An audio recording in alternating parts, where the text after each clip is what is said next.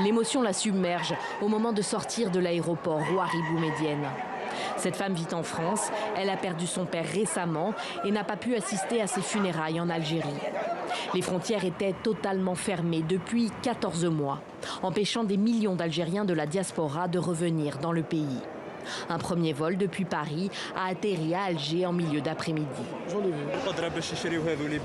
Les billets sont chers pour beaucoup de gens qui n'ont pas les moyens de les acheter. Mais ça reste une bonne initiative et on souhaite que les choses s'améliorent. On espère que ça sera plus simple à l'avenir. Les immigrés, on en a vraiment besoin car il y a parmi eux des gens qui souffrent. Nous avons été très bien accueillis, il n'y a rien à dire. J'ai presque envie de dire que ce n'est plus l'Algérie d'avant.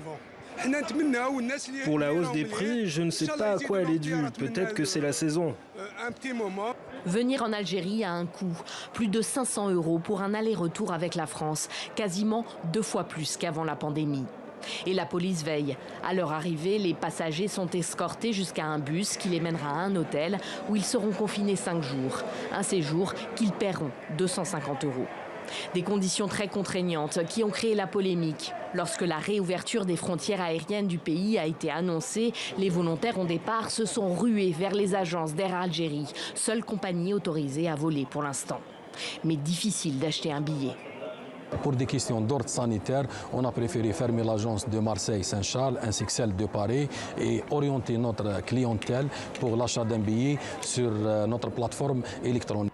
6 vols par semaine seulement sont prévus. 3 allers-retours vers la France, 1 vers la Turquie, l'Espagne et la Tunisie. Mais tout peut encore évoluer.